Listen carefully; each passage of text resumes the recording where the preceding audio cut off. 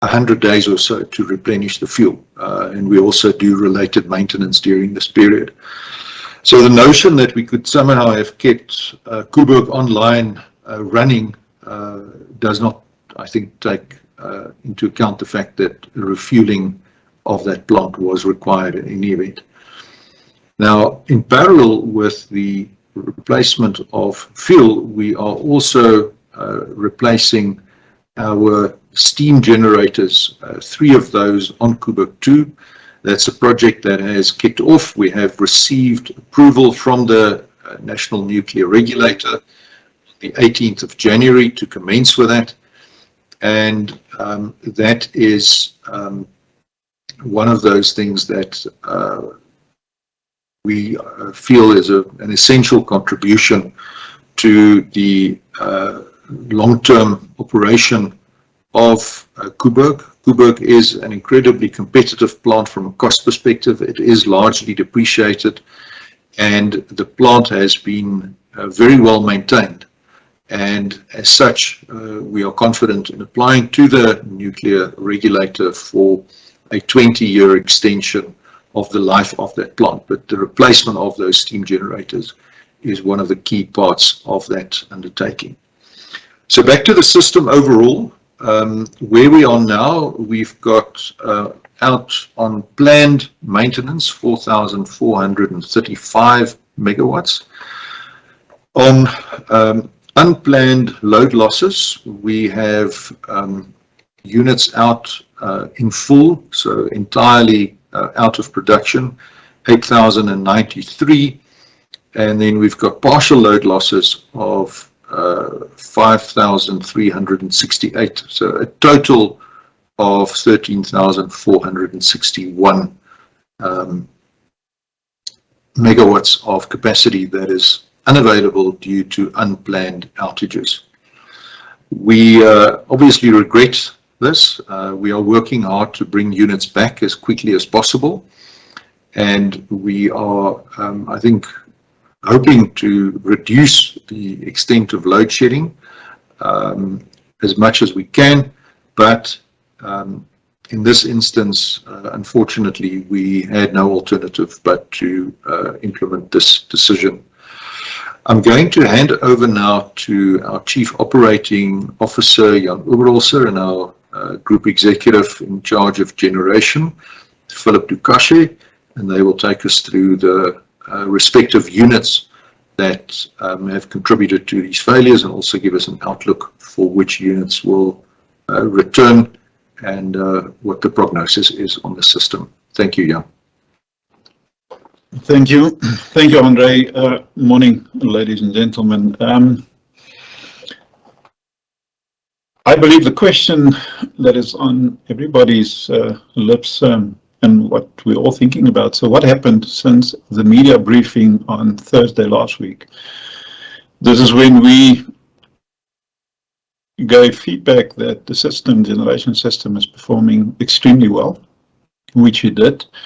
Our unplanned or our load breakdowns, unplanned was around about 10,000, so where we are now close to 15,000, 14, 15,000. So what happened in the last 6 days? Now, since Friday last week, the 28th, we started experiencing quite a number of breakdowns. In 36 hours since 2 o'clock on Friday, approximately 4,000 megawatts was lost. It was lost due to breakdowns, full load losses, as well as partial load losses. Now that immediately placed us where we are today, so that we had a not sufficient generation capacity to meet the demand, and that necessitated that we had to use extensively our emergencies, meaning the water, the pump storage, as well as the diesel. So over the weekend,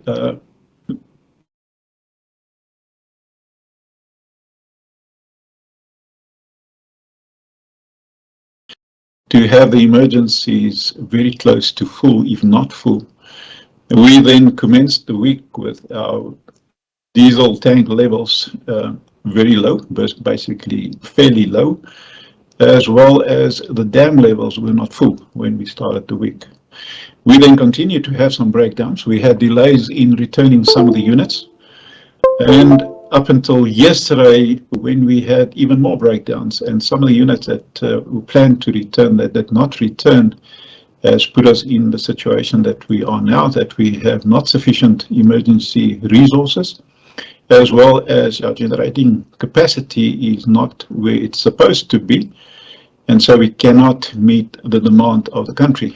And in order, I think the Chief has explained it very well actually, that if you do not have sufficient capacity where the demand is, and you take off your reserves that you need to have always, and if you're short, then you unfortunately have to implement load shedding to ensure the integrity of the system. So this is what happened in the last 4 days, or in the 4 days following the media briefing that we had. Really unforeseen breakages that we had. So where do we find these significant challenges? Now, I can classify it in about 4 stations. Dubai Power Station remains a significant challenge. Now, we've been talking about Dubai for a long time, that we're putting focus there, but we remain, the challenges unfortunately do remain. Now, Philip can talk a little bit more about the detail, but Dubai remains a challenge. Tutuka remains a challenge. On both these 2 power stations, we have 3 units running, so not good, you know. So Tutuka, we have the ability to run 6 units, we only have 3. On Dubai, we have the ability to run 5, we only have 3. Then we do have challenges at Kendal still. These are big units at Kendal, 640 megawatts. As we speak, only 4 is running. I saw a little bit earlier that the 1 unit has synchronized early this morning, about an hour ago. So, but Kendal remains also a challenge for us. And then a unit that we did not expect, a power station that we did not expect to give us challenges, Kusile. For the last 5 days, we had no units running. Kusile 1 came up a few times, but just to trip again. So yesterday we had some specialized resources on site. We believe we may have been able to resolve some of the challenges we have, specifically the auxiliary boilers. My discussion this morning with the group exec Philip was, we believe we may have resolved that challenge. So we expect the Kusile 1 to return to service around about lunchtime today. So these are the 4 stations that is really making it difficult for us to supply in the demand of the country from a capacity point of view. Then we do have 2 other power stations, usually very reliable, that we had some trips as well, and that is Matimba as well as at Majuba. And that's mainly because we have CNI systems that is up for replacement, but we have not yet had the opportunity to engage in these projects. So that makes it extremely challenging if you have reliable power stations, that you do have some trips as well. Now, having said all of this, so we need time now to recover. We need to recover time to recover our emergencies, specifically at Ankerlig, and then our dams. We need to make sure that at night we don't burn diesel to not run our water. So we need time then to recover our emergencies, as well as successful return of these units that are on breakdown. And then also, very annoyingly, is we do have some units that is on slip. So from a production point of view, it was planned to return at a certain time. And based on that production plan, then you release other units to be maintained. So that is really an annoying aspect that we are dealing with, and Philip can talk a little bit about that more. However, that is also linked to the fact that when we started reliability maintenance, about 18 months plus ago, that we were not ready. And it is very difficult if you do not have an outage readiness of 80% plus before you open the breaker, then you do find some challenges. However, we will continue with the reliability maintenance. Even though we find ourselves in a situation where we are now, we will not sacrifice the reliability maintenance in the investment in the future. So I agree with the chief exec has said. You know, we do apologize to the nation, unfortunately, that we have to implement load shedding. But this is where we find ourselves, and we need to work ourselves out of it. And we need to continue to maintain our plant. We also have to give a lot of attention to the human capital within our business. So that is a challenge that we've realized that we're working hard on. So it's not only the mechanical and electrical side of the generation business, but it's also on the human capital side of the business.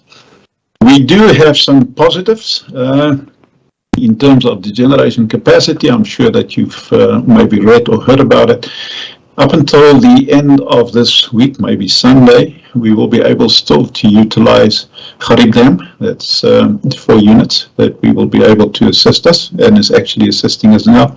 And then downstream, we have on the Kloof Dam, also for another week, we'll be able to generate the 2 units. That's where I'd like to end today. So it's not a situation that we wanted to find ourselves in. But I think it's just demonstrating what we said at the media briefing as well. We still find ourselves with a system, especially the coal fleet. And I need to separate, when we talk about generation, we talk here about the coal fleet.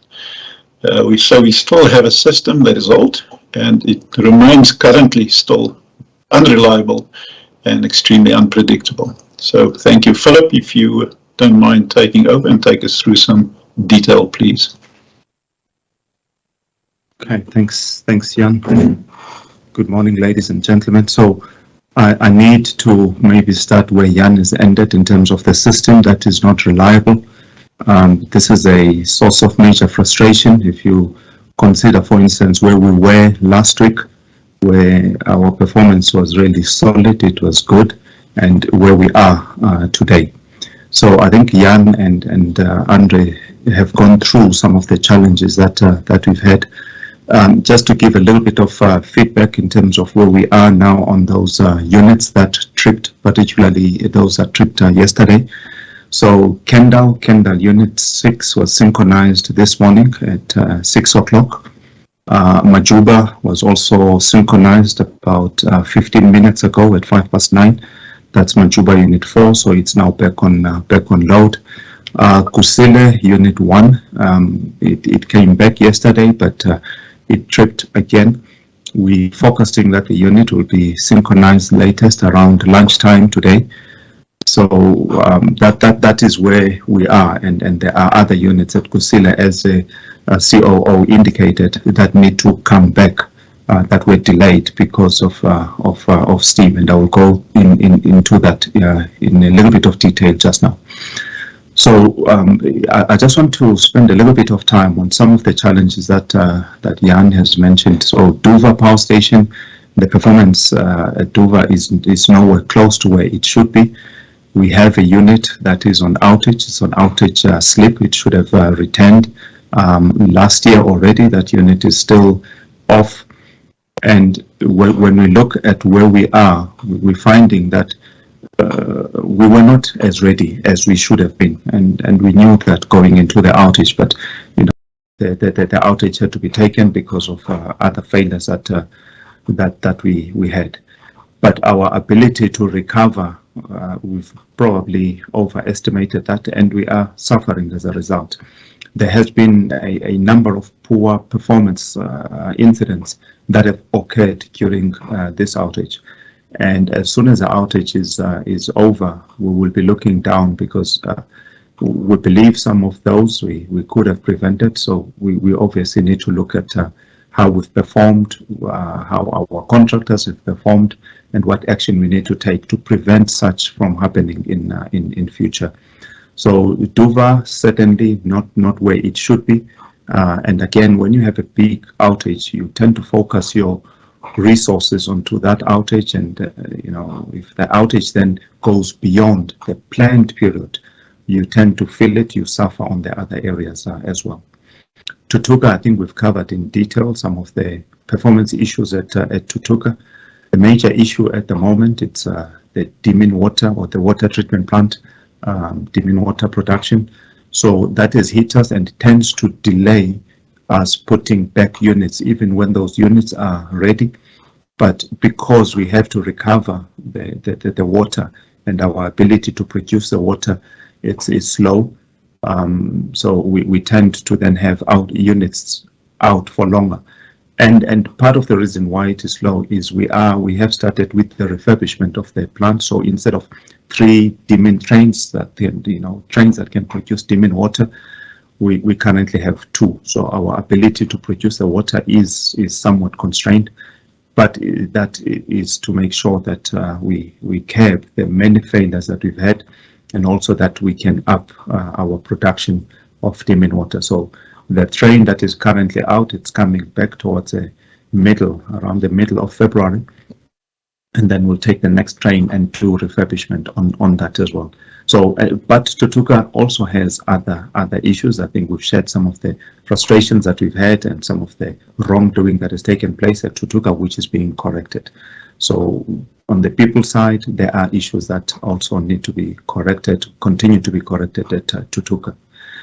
At Kendal, I think at Kendal we are seeing a turnaround, although we still have bouts of poor performance and trips like we've had. So Kendal, we had Unit 5 and Unit 6 that were off for more than a year each unit, and that was to fix the precipitators to make sure that our emissions they stay within the limits. Those outages, unfortunately, although they occurred and although they were long, we were not prepared for the start of those outages. And as a result, although those units were off for quite a long period of time, there was a lot of scope of work that was not done. So if you look, for instance, at why the unit tripped, one of the things that we are seeing is that our milling plant, it's not where it should have been now. With an outage that long, it should have been sorted out during that outage, but the outage was not planned. So the work did not occur, even though the outage was long. So those are some of the things that are hitting us at Kendal. Kendal, as I said, it's starting to turn around. We can see the results of the effort at Kendal, and it is encouraging. So we will work through those. I just want to come back again to Kusile. Kusile has contributed in a major way to where we are at the moment. At Kusile, we've now got 4 units that we can run. 3 of those units are in commercial operation, and the 4th unit was synchronized in January. But it has assisted, it has contributed quite a lot to, during the early part of January. And these units, as the COO indicated, all of them were off. So 2 units were off due to boiler tube leaks. Another unit was on an outage. And then the 4th unit, which is Unit 1, it tripped. And it's an issue that we battled with from around the 26th of January, where we think that we've resolved the issue, but it still comes back. And we have battled with that. And I think the COO has indicated some of the human or the people issues, that skills issues that we still need to address. But more than that, at Kusile, we've got, when you don't have any units running, then you need auxiliary steam to get your unit started. So we've got what we call auxiliary boilers. These provide then the steam so that you can get your first unit started. That unit can then supply other units. This plant was installed, obviously, to start up the units during commissioning. And we have to say that plant was not maintained. Mainly because its use is limited, so you don't want to maintain it and keep it in tip-top and waste a lot of money and keep it in tip-top condition, because at some stage, once your units are running, whatever unit is off, you will supply steam using other units. However, I think that strategy, it's now biting us. The delays in terms of the construction, they should have indicated that we need to maintain that plant for longer. So we've had major issues on this plant. It's not been available for some time, and it has resulted in delays in us getting the units on load. I think I'm not going to spend too much time on other issues such as the maintenance issues. I think we've dealt with those in trying to deal with the backlog that we have. And the funding issues, I think we've dealt with those in terms of sometimes we are not as ready as we would like because the funds are not released timelessly. On the people issues, so we have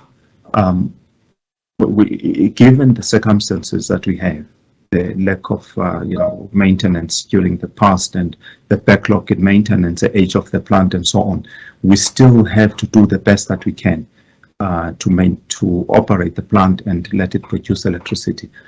And that's another area that we are working very hard on. So some of the things that we are driving, for instance, is human performance tools, where we use these tools to try and curb people making mistakes, making errors as they operate or as they maintain the plant.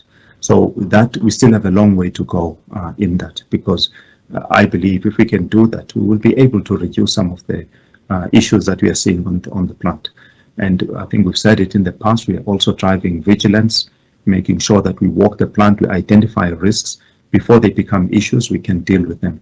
And then to have a sense of urgency as well. So when the plant is down, to make sure that we can attend to it as speedily as possible. So those are still being driven, and we are going to continue to drive. So because those are part of the tools that will give us results in terms of our plant performance. And then lastly, another risk that I just need to highlight is, we spoke about it at last week's State of the System address, is the CNI, control and instrumentation, that is, obsolete in a number of our stations. Matimba, for instance, we had a trip yesterday, which it delayed, the unit delayed in coming back. The trip again at Majuba, both of those trips are related to control and instrumentation delays or refurbishment delays. And these are some of the things that we are working through. So that's a risk that we have. We have to manage it. We brought OEMs on board, and they are assisting us in managing those issues. Thank you very much. I think I will leave it there. Thank you. Thank you, colleagues. Thanks for that update. Colleagues in the media, I'm going to request again that you write all your questions down, because time for interviews with the Eskom leadership is entirely non-existent during the day. They have to go out and deal with the issues. At this point, I am therefore going to read the questions that we have, and please continue to give us all your questions. And remember again, there will be no time for one-on-one interviews with the Eskom executives at this point. And a lot of the matters that we are dealing with, we dealt with extensively in the media briefing last week. So here we go. The first set of questions comes from Mariam Isa of EE Business Intelligence. Some time ago, Mr. Director shared at a briefing the amount of power in megawatts which Eskom could reliably provide 24/7. Can you share this number with us again and let us know if it has been updated? Can Eskom regularly share any sort of forecast it has for which weeks in the months ahead it sees the heightened risk of load shedding, rather than just saying the risk is elevated over a longer period? The number of days of load shedding has increased over each of the past 2 years. Is it likely that the total will be higher again this year, particularly given the shutdowns at Kuba? Okay, as I said, that's Mariam Issa from EE Business Intelligence. Can we deal with those, please, Jan Andre? Yes, thank you, Segunati. I'll deal with the first question. Miriam, without the emergencies, I would say that we have available about 24,000 megawatts. And now I'm talking 24/7, 365, the way we are now. If you then add an additional, say, 3,000 megawatts, I would guess 27,000 megawatts. As we stand now, taking into account the planned maintenance and where we find ourselves with the system, 27,000, 24/7, 365.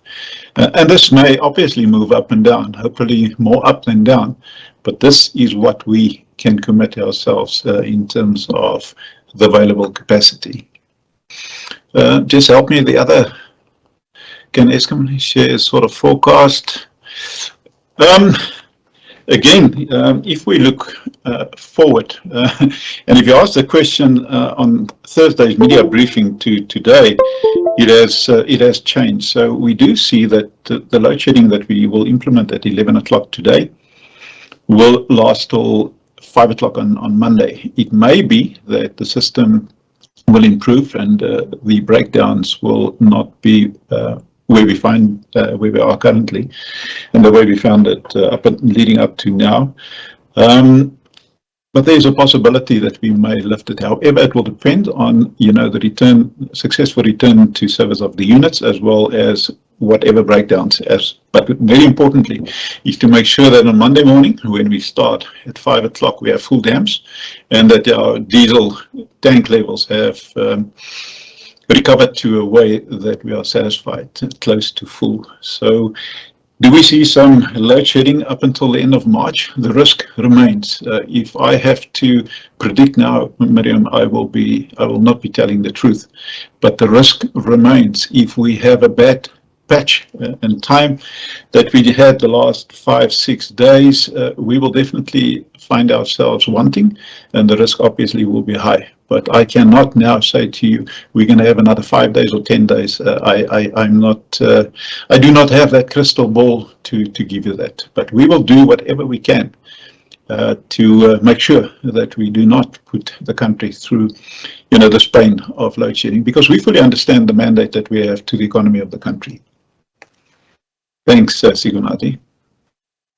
Sigunati, if I can add to that, I think it's important to also just again stress that we have made available access to a wealth of information on the system on our website. So there is a data portal which is readily accessible to anybody for purposes of transparency and for purposes of analysis and forecasting. Obviously, we do a lot of work ourselves internally, and we've got statisticians and planners who are usually skilled at anticipating what weather conditions, economic demand, and national events could do to demand on the system, and they correlate that with what the system outlook is, having regard also to the fact that there is a significant amount of capacity out on planned outages, which is deducted off your available capacity, but it's necessary to do that planned capacity. I mean, obviously, if we were to again defer maintenance, then we could put load shedding to bed, but that would not be the responsible long-term thing to do, because we want to fix the system as best we can. So the forecasts that we share are updated on a quarterly basis.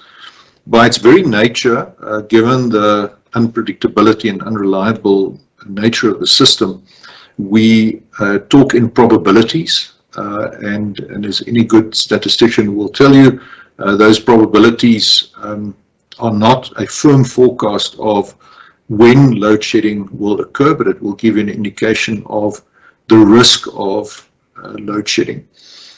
I may just add that the summer months, even though demand is lower, are typically more difficult for us to navigate than the winter months, for reasons to do with higher planned maintenance, as well as the fact that our cooling systems, which have also been significantly neglected at a number of power stations, operate far less effectively when ambient temperatures are high. So even though demand in winter is likely to be significantly higher, the outlook in terms of a system reliability perspective is better for the winter months.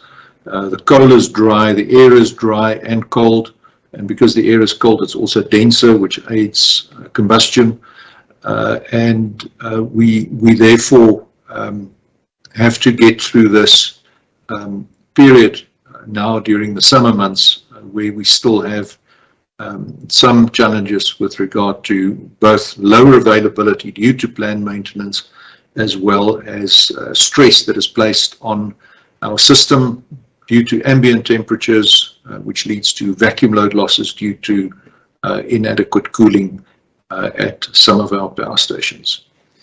So I think, Sikanati, let's end there and let's move on to the next question, please. Thank you, Andra.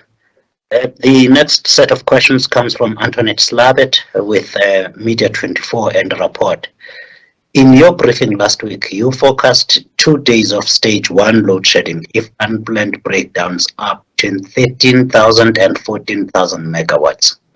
We are now already beyond that if it continues until Monday. Can you update that forecast, please? And why the large deviation from it? What use is such a forecast? Mariam, Philip Tukache really dealt with the reasons we are here, particularly when he focused on the Kusile power station. I'll take the next question, set of questions before allowing Philip and Jan again to go back to those questions. Jan Vermeulen from my broadband. Eskom said it would have significantly reduced the risk of load shedding by September 2021.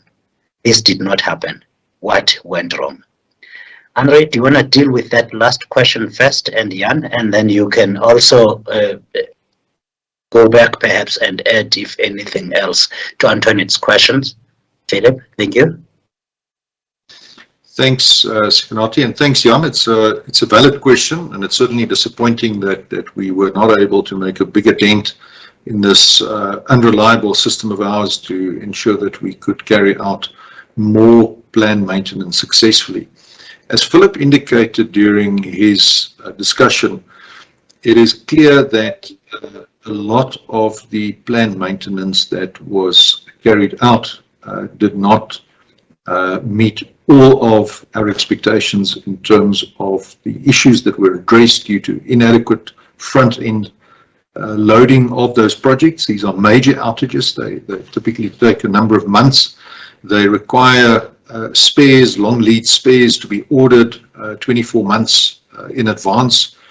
And if you look back at our outage readiness indicators per outage, these have not been as high as they should have been to ensure a proper outcome. Now, part of that is due to inadequate project management. Part of it is due to the fact that we've had liquidity challenges that have constrained our ability to place orders up front for those long lead items so that we have them available before we commence with our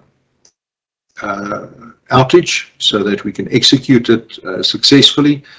And then I think a part of it has to do with the fact that once you open up your boiler, typically you find that owing to the age of the plant, the scope that you had originally anticipated is bigger than you originally thought. And that contributes to the extended time period for which the outage needs to be carried out. So it's a number of factors. We are working hard to address that and to get that right. Philip, maybe you want to add a few words to that, why we have not been able to perform as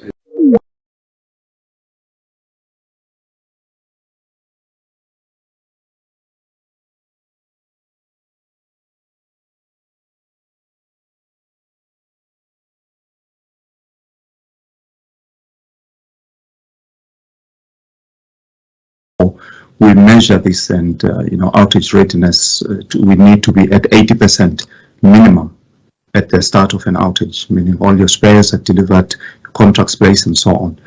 Now, for a number of outages, we have not been there, and I think Andre is very correct in saying it's both funding and how we've managed issues. I mean, we're running around placing a number of contracts. When the funds are released, we place those contracts. Or orders just to get the spares delivered. We are moving to where we have enabling contracts and long-term contracts in place. Obviously, it's taking a lot of time to get there, but that is the ideal. In order to manage where we are, we know what we use. So our procurement manager is really driving that, and our power station managers are driving that. We move these once-off orders that make us really run around during an outage or before an outage when the funds are released. We run around and try to place orders to where we can have these long-term contracts for supply. So that is part of it. But I think, Andre, you've covered most of it. Thanks. Thanks, Gunati. I'll deal with Antoinette's question. Antoinette, your question is on the 2 days of load shedding. Now, if you can recall at the media briefing, we were talking about if we are successful in keeping the unplanned losses below 13,000, we then said we forecast 2 days of load shedding, stage 1. However, what we also said on the same slide, should we not be able to keep it below 13,000, however, between 13 and 14,000, we did forecast that a 28 9 days of load shedding. So I trust that will answer your question. Thanks. Thank you, colleagues. The next question comes from Clyde Mallinson. Clyde is not a journalist, but an energy analyst. We require load shedding in part to fill up pump storage as well as to enable diesel replenishment logistics to catch up. Does this not indicate that we first and foremost have a system energy shortage rather than a capacity shortage? The next question comes from, again, Miriam Issa. Is there any chance that sabotage was involved in these latest breakdowns, or is carelessness an issue? Do you want to take those, please, Jan? Gunati, let's deal with Miriam's question first. Miriam, we do not have any tangible proof that what has happened in the last few days, that it was because of sabotage. No, not at all. However, we have found at specifically one of the power stations, not mentioned today, that there may have been activities taking place that is not part of normal operating and maintenance of the station. But to answer your question, no, not sabotage in terms of where we find ourselves since about a week ago. Now, in terms of energy shortage rather than a capacity shortage, I do agree with that, absolutely.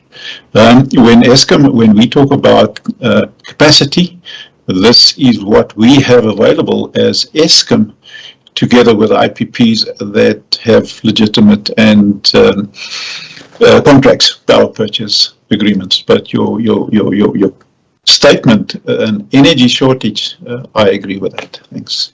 We do. Thank you, Jan. The next question from Ryan Brothwell from Business Tech. Ryan, your question has just been dealt with in the previous round of questions. I will just read it. What is the updated load shedding forecast in the short term and in the coming months? The following question comes from Dinin Erasmus from Business Day. How many of the current breakdowns can be directly attributed to maintenance that was scheduled to happen, but that had to be delayed due to cash flow? Philip, do you want to handle that? The next question also comes from Narisa Subramani. She is from the Citizen newspaper. Dugashe mentioned human error at Tutuka that is being dealt with. Can he unpack that? Philip, can you deal with those, please? Sure. So for the current breakdowns, no, there are no postponements of outages or delays of outages in the immediate term. So in other words, over the last 6 months or so.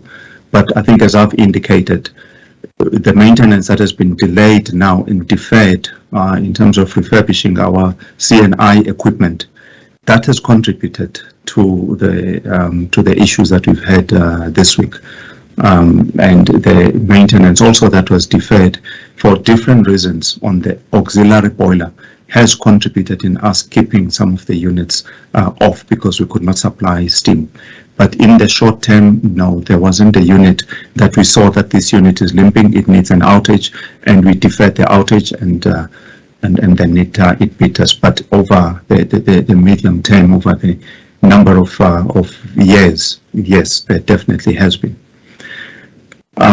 The human issues at Tutuka, so I'm not really referring to human error, but more human performance. I think we've outlined at Tutuka we've had for a number of years issues of poor performance.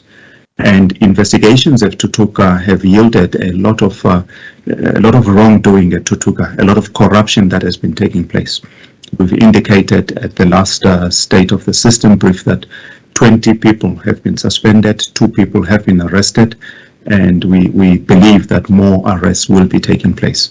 Now, correcting that, and the investigations are still ongoing, and correcting that and ensuring that we've got people that are focused on the plant rather than focus on other things and focus on wrongdoing. That is what I believe is biting Tutuka at the moment. And also getting then the maintenance, the necessary maintenance that is required to get Tutuka to where it should be. So those are the things, and they are human related, not, the plant is fine if you look after it, but at Tutuka, I do not believe that we've looked after it because people are focusing on wrong things. Thanks. Philip, thank you. Just a correction there, please, on your statistics. You said, I think in error, you've just said 20 people have been arrested at Tutuka. We said 20 people have been suspended, and there were 3 arrests. Am I correct? 2 arrests and 20 suspensions, yes. Thank you. Jan? Sigonati, just for Ryan. Ryan is asking the way, how does it look now in terms of the forecast for load shedding? Ryan, we are still standing by what we have presented at the media briefing last week, Thursday. I can let you have the pack. So as on slide 41, it remains the way that we see going forward. So that's 2 days, if we can keep between now and the end of March, 2 days, if we can keep it below 13,000. If we cannot, it can go up to 29 days, and then the period 1st April to 31st of August 2022, the winter period, if we can keep it below 12,000, we see maybe 5 days. If not, it can go up to 61 days. So, but we have the detail, Ryan, if you do need it. Thank you. Thanks, Jan. Colleagues, the system briefing presentation is on the Eskom website. That's what we presented last week on the 27th. So it's on the Eskom website under presentations. The next set of questions comes from Kyle Cohen of News 24. Have the FGD issues on commercial units at Kusile been resolved? Meaning, can the Kusile commercial units run at full load without causing damage to the filter bags? That is a question for you, Philip, and indeed perhaps for yourself, Ryan. The next one comes from Nick Kemper. Nick has not told us where he comes from. We are not interested in the finite detailed explanations. We would like to know what the target date for reliable power supply to South African industry will be supporting growth. Clyde has another question again. What would be the overall effect on the reliability of the coal fleet if measures were implemented that would eliminate the need for coal fleet ramping up and down? Jan, Philip, can I request you to deal with the question starting with Kyle Cohen's on the FGD? Yeah, thanks. So on the FGD, the performance of the FGD, it is certainly improving. This is a new plant, the first one of its kind in Eskom, and we are still learning it, but it has improved over time. We've bought some of the spares that were necessary. We've done maintenance on it.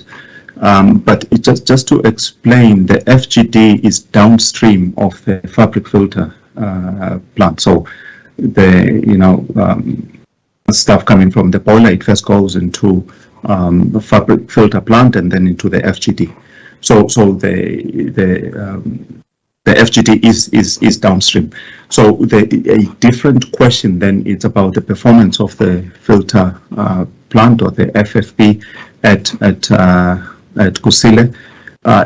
As we've said before, yes, it can perform. We obviously have got question marks about the design, and we have constant failures, early failures of the bags, not meeting the design life, which is about 3 years or so, but failing sometimes within 9 months, within 12 months. Modifications have been done. We are hoping that lifetime will be increased somewhat, but at this stage, I would not say that we found a complete solution to that. But the FGD is downstream of the fabric filter plant, so yeah, thanks. Thank you, Philip. Do you want to deal, please, Jan, with the questions from with a question from Clyde?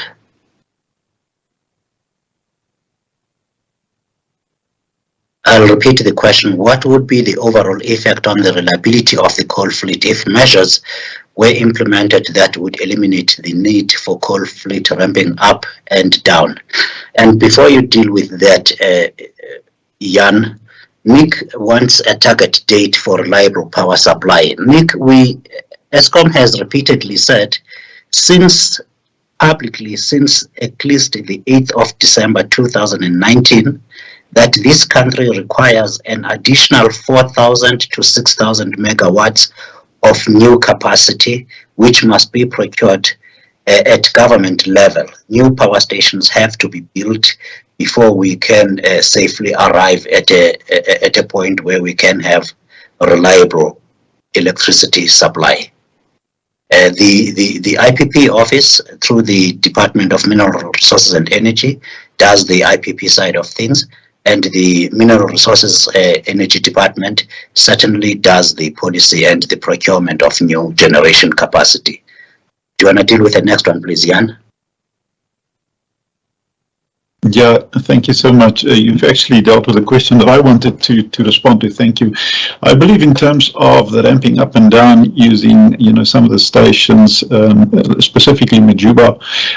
Philip, I'm going to ask you to deal with this, and specifically on what the impact is on Majuba as an example. If you can take it from there, please. Okay, so ramping up and down at Majuba. In the late 90s, we had what we call two shifting. So we would synchronize a unit for the morning peak, and sometimes we'll take it off after the morning peak and then synchronize it again into the grid for the evening peak and take it off after evening peak. But sometimes we'll synchronize it at 5 o'clock in the morning and take it off at 10 at night.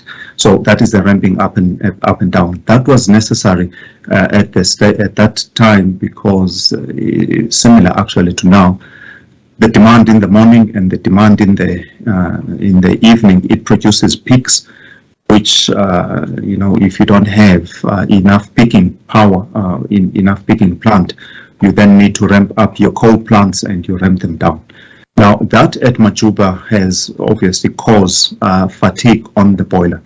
At the time, there were maintenance plans that were drawn up that said, we know if we do this, we're going to be eating the life away in this area of the plant, in this area of the plant, and these are the plans that we then need in order to refurbish, to manage the plant. So instead of having a 30-year life, for instance, you will reduce the life to 10-year or 15-year. So that was detailed. And what needed to happen then is to stick to that maintenance routine.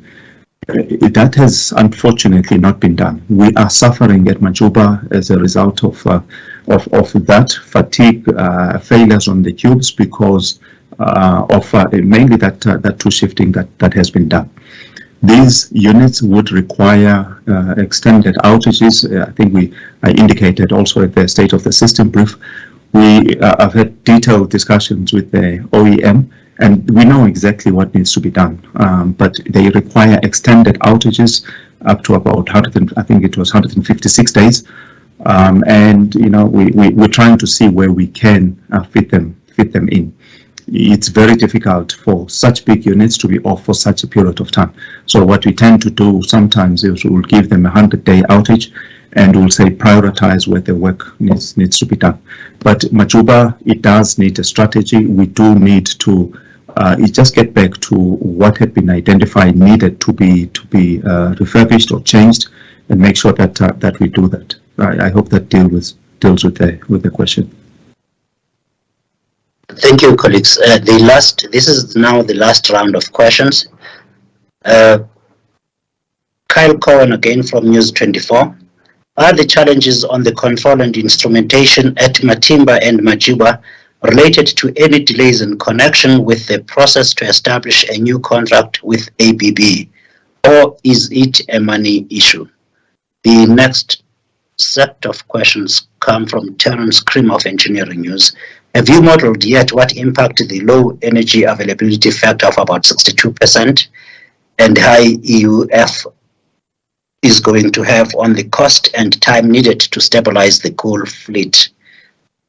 The last one, what's the budget that's been allocated for diesel acquisition, and is it hedged? That's Angelo Coppola from CGTN. Angelo, that question was extensively dealt with in the system briefing on Thursday. The presentation and the recording are available on the website. The last question, Mariam, you want to know what the average demand running is. We publish these stats, as Andre said, on the data portal website every day, and every evening I tweet the statistics that show the average demand. We will take this question from Antoinette Slavet again, follow up on Mr. Oberholzer's response.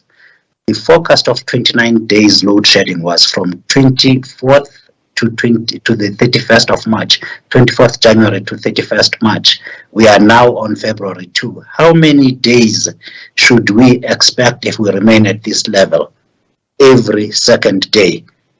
Antoinette, again, Jan answered that question and said if we keep the breakdowns below 13,000, we will stick to that commitment that we made in the system briefing. Carl, this is your very last question. The water treatment plant issues at Tutuka have been dragging on for years.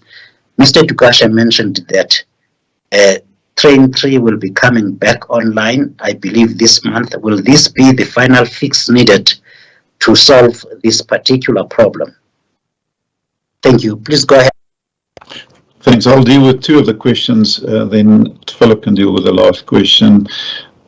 Kyle, your question, the CNI for Matimba and Majuba, no, it has nothing to do with the ABB situation that we find ourselves. It's actually a different OEM, and it has been a availability of finance challenge that we have experienced, over and above the fact that it's also part of the capacity constraints that we do have. So we have it now in the capital plan for the future, so it is receiving the necessary attention. Then Mariam, your question on just on the demand, currently around about 29,000 megawatts. That's where we find ourselves now. Obviously, up to the mid of April, it will ramp up to about 30,000, and then we do expect this winter that it will jump to anything between 33 to 34,000 megawatts. So thank you, Philip.